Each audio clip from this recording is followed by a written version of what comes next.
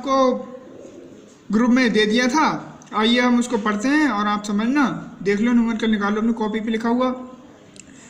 NCERT का उदाहरण था, ये आपको समझा रहा है। कह रहा है दो वैद्युत आवेशों के बीच स्थिर वैद्युत बल के लिए कूलाम नियम तथा दो स्थिर बिंदु द्रव्यमानों के बीच गुरुत्वाकर्षण बल के लिए न्यूटन का नियम, दोनों में ही बल आवेशों और द्रव्यमानों के बीच की दूरी के वर्ग के व्युत्क्रमानुपाती होता है। ये तो भैया हमें पता ही है। फिर अब ये कह रहा है कि इसी के आधार पर पार्ट ए निकालना है तुम्हें, इन दोनों बलों के परिमाण ज्ञात करके इनकी प्रबलताओं की तुलना की जाए। अब तुलना कैसे की जाए, किस किस में? इसमें ए में भी पहला पार्ट दे रखा है, एक इलेक्ट्रॉन तथा एक प्रोटॉन के लिए, दूसरा दोनों प्रोटॉन के लिए। और फिर बी पार्ट में अलग बना दिया है, इलेक्ट्रॉन तथा प्रोटॉन में पारस्परिक आकर्षण वैद्युत बल के कारण इलेक्ट्रॉन तथा प्रोटॉन के त्वरण यानी कि ए का मान परिकल्पित करना है, जबकि इनके बीच की दूरी कितनी है, 1 एंगस्ट्रॉम बराबर 10 की पावर -10 मीटर है। मास ऑफ प्रोटॉन दे रखा है 1.67 × 10 की पावर -27 किलोग्राम, और एमी मास ऑफ इलेक्ट्रॉन दे रखा है 9.11 × 10 की पावर -31 किलोग्राम। ये मास ऑफ प्रोटॉन और मास ऑफ इलेक्ट्रॉन दोनों एक ही यूनिट में होंगे, किस में होंगे, किलोग्राम में। चलो हल करते हैं पहले का, ए का पहला पार्ट। देखो एक इलेक्ट्रॉन तथा एक प्रोटॉन के बीच वैद्युत बल कह रहा था, तो निकाल लो। देखो इलेक्ट्रॉन के बीच Fe = क्या हो जाएगा, -1/4 पाई एप्सिलॉन 0। ये तो आप जानते हो। और किसके लिए निकालना है, एक इलेक्ट्रॉन और एक प्रोटॉन के लिए। ये होता है बेटा कूलम के नियम से। नंबर फर्स्ट ये, लेकिन निकाल किसके रहे हैं, इलेक्ट्रॉन के लिए और एक प्रोटॉन के लिए। अब दूसरा क्या करना है हमें, वो कह रहा है गुरुत्वाकर्षण बल के लिए भी न्यूटन का नियम। तो गुरुत्वाकर्षण बल क्या होता है,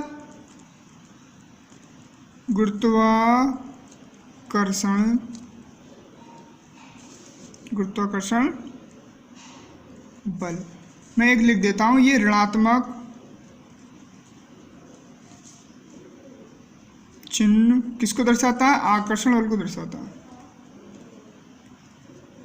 आकर्षण बल को दर्शाता क्या होता है, Fg = -g mass of proton, और इलेक्ट्रॉन की बात करें तो मास ऑफ प्रोटॉन बटे मास ऑफ इलेक्ट्रॉन और बटे r²। इसे मान लो हम समीकरण नंबर 2। Mp और Me क्या है, मास ऑफ प्रोटॉन और इलेक्ट्रॉन। अब क्या करो, समीकरण 1 को समीकरण 2 से कर दे बेटा भाग, तो ये आ जाएगा Fe बटे Fg बराबर -1/4 pi epsilon 0 × E² r² upon, इसका मार्क दो, Gmp × Me r²। देखो ध्यान से, माइनस से माइनस कैंसिल और r² से r², तो बेटा ये बचा E² बटे 4 पाई एप्सिलॉन 0 × Gmp और Me। यहाँ पर ध्यान देना है, वो जो दोनों पार्ट दे रखे थे इलेक्ट्रॉन और प्रोटॉन के लिए, फिर क्या करा था, दोनों प्रोटॉन के लिए। ये देखो दिखाई दे रहा है mass of proton, mass of electron, तो ये मास ऑफ इलेक्ट्रॉन और मास ऑफ प्रोटॉन, इलेक्ट्रॉन और प्रोटॉन दोनों के लिए है। अब इनकी वैल्यू रख दो, वैल्यू आपको दे रखी है, देखो ध्यान सुनो। 1/4 पाई एप्सिलॉन 0 की वैल्यू बेटा क्या होती है, इसकी होती है 9 × 10 की पावर 9, ये तो आप जानते ही हैं। इलेक्ट्रॉन की होती है 1.6 × 10 की पावर -19, और गुणे ये 2 बार है ना, तो 2 बार रख दो, 1.6 × 10 की पावर -19 बटे जी की वैल्यू कितनी होती है, पहले इसकी लगाओ। Mp की वैल्यू कितनी है, मास ऑफ प्रोटॉन की 1.67 × 10 की पावर -27। मास ऑफ इलेक्ट्रॉन की कितनी है, मास ऑफ इलेक्ट्रॉन 9.11 × 10 की पावर -31।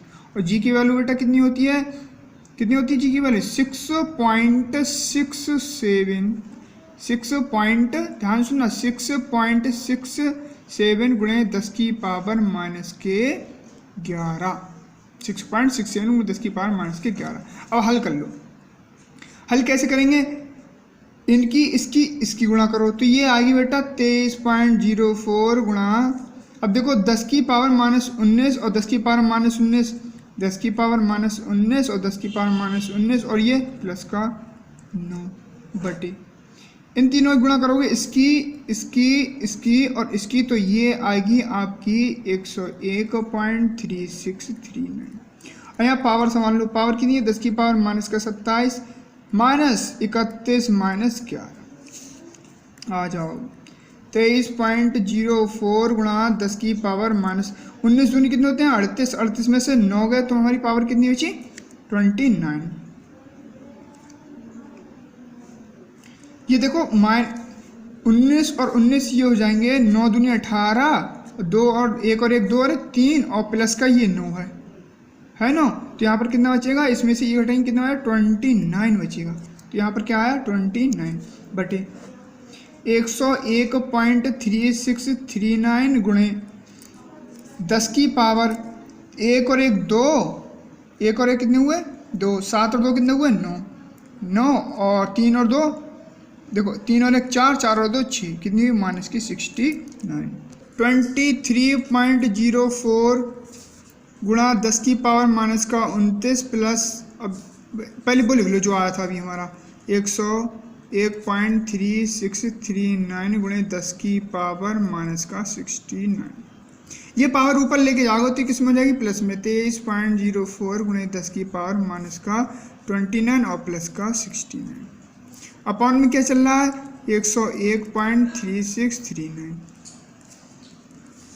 अब ये प्लस के ये माइनस के जब ऊपर इसमें से घटाएंगे तो बेटा किसकी बचेगी, ये बचेगी प्लस के 40 बटे 101.3639। इससे आप इसको भाग करोगे तो आएगा 0.227 गुणे 10 की पावर 40। पॉइंट एक इधर हटाओगे तो इसमें से एक पावर कम हो जाएगी तो हो जाएगी 2.27 गुणे 10 की पावर 39। ये किसके लिए आया, ये एक इलेक्ट्रॉन तथा प्रोटॉन के बीच वैद्युत बल आया। अब हमें एक का दूसरा पार्ट जो दे रखा था वो दे रखा था क्या, तो दोनों प्रोटॉनों के लिए क्या हुआ, दोनों प्रोटॉनों के लिए ये क्या होगा, देखो दोनों प्रोटॉनों के लिए फॉर्मूले में कुछ भी चेंज नहीं करेंगे, वही होगा Fe/Fg, सिर्फ बहुत थोड़ी सी चेंजिंग है 4πε0। अब देखो मास ऑफ प्रोटॉन था और इसके आगे क्या था पीछे फॉर्मूले मास ऑफ इलेक्ट्रॉन, लेकिन वो मास ऑफ प्रोटॉन और इलेक्ट्रॉन दोनों के लिए था, लेकिन हमें दोनों क्या लेना है यहाँ पर प्रोटॉन लेना है। अब आपको क्या करना है, इसको सॉल्व करके हमें आंसर देना है ग्रुप में कितना आया, जिसका आंसर 1.3 गुणे 10 की पावर 36 आया उसका इसका आंसर सही है। 1.3 पॉइंट के बाद संख्या गड़बड़ हो जाए लेकिन एक ये गड़बड़ ना हो, आए एक ही में इतना ही आएगा। और यहाँ पर क्या रह गया ये जी। अब बी पार्ट स्टार्ट करते हैं इसका। बी पार्ट बेटा क्या कह रहा था, बल का परिणाम हमें ज्ञात करना। परिणाम कैसे नोट करते हैं, ऐसे फॉर्मूला क्या था 1/4πε0 × E²/R²। सभी वैल्यू इसमें लगानी है, लगा दो 1/4π बेटा ε0 की वैल्यू मैं बता चुका हूँ कितनी है 8.987 भी लगा सकते हो, या 9 गुणा 10 की पावर 9 भी लगा सकते हो, गुणा ये दो बार लगा दो 1.6 गुणे 10 की पावर -19 गुणा 1.6 गुणे 10 की पावर -19। अब ये जो r की वैल्यू थी दूरी ना वो एंगस्ट्रॉम में दे रखी थी और ये r² है बेटा, क्या है r², तो 10 की पावर -10 गुणे 10 की पावर -10 लिख लो। अब क्या करो 8.987 गुणे 10 की पावर 9, 1.6 और 1.6 की गुणा आएगी 202.56 गुणे 10 की पावर -19 और -19। और बेटा नीचे क्या चल रहा है 10 की पावर -10 और 10 की पावर -10। ठीक है, अब आगे आ जाओ। अब 8.987 गुणे 10 की पावर 9 गुणा, इसे ब्रैकेट बंद कर लो अभी, 2.25 गुणे 10 की पावर -19 दूनी कितने होगा 38 और बटे 10 की पावर -20। अब इस 20 को ऊपर ले जाएंगे हम, और माइनस का है तो ये किस में हो जाएगा, प्लस में हो जाएगा बेटा, किस में हो जाएगा प्लस में, गुणा 2.56 गुणा 10 की पावर -38 तो पहले था और ये आ गया 20 हो गया ऊपर प्लस का। अब 8.987 गुणा 10 की पावर 9 गुणा 2.56 गुणा 10 की पावर 38 में से 20 के कितने बचे बेटा, माइनस के बचेंगे 18 क्योंकि माइनस के ज़्यादा। अब आगे जाओ, अब इन दोनों पावर को सेपरेट कर लो। देखो 8.987 गुणे 2.56 गुणे 10 की पावर माइनस का 18 और ये प्लस का है हमारा 9। तो ये देखो माइनस का 9 बचेगा आगे, क्योंकि 18 में से कितना जाएगा, 9 जाएगा, और वो भी है माइनस के, तो कितना बचा 10 की पावर माइनस का 9। अब इसकी और इसकी गुणा करोगे तो ये गुणा आएगी 23.0 गुणे 10 की पावर माइनस का 9। ये पॉइंट इधर हटाओगे तो 2.3 गुणा 10 की पावर माइनस का 8 न्यूटन तो हो गई। फिर कह रहा था हमारा इलेक्ट्रॉन में उत्पन्न त्वरण ज्ञात कीजिए और प्रोटॉन में उत्पन्न त्वरण ज्ञात कीजिए। देखो फार्मूला बेटा हमारा होता है F=ma। हमें इलेक्ट्रॉन में त्वरण उत्पन्न करना है तो देखो A= बेटा क्या हो जाएगा, F/m। और हमें क्या किस में निकालना है, इलेक्ट्रॉन, तो यहाँ पर लगा लो E। F का मान हम निकाल चुके हैं 2.2 गुणे 10 की पावर माइनस का 8 और मास ऑफ इलेक्ट्रॉन दे रखा था M का मान 9.11 गुणे 10 की पावर माइनस का 31। इसको जब इससे भाग करोगे तो आएगा 0.25। अब गुणा 10 की पावर माइनस 8 ये है और 10 की पावर माइनस 31 ऊपर जाएगा तो इसका हो जाएगा प्लस का 31। तो ये क्या हो गया 0.25 गुणे 10 की पावर 31 में से 8 के कितने बचे 23 और किसके बचेंगे प्लस के।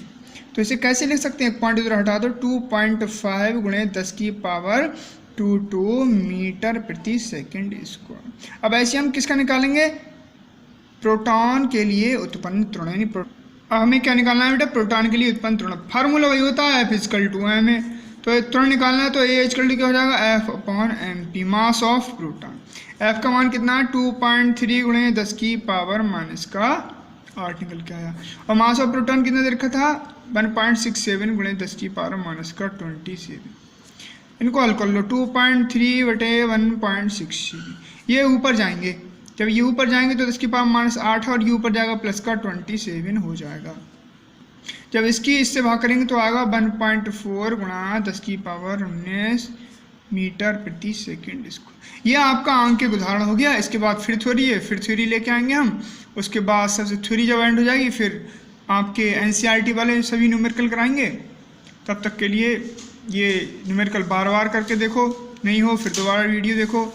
नोट्स में PDF में दे दूंगा और जो मैंने अभी बताया था निकालने के लिए वैल्यू वो आप खुद करके देखेंगे और ग्रुप में बताएंगे कि हमारा आंसर आया या नहीं आया।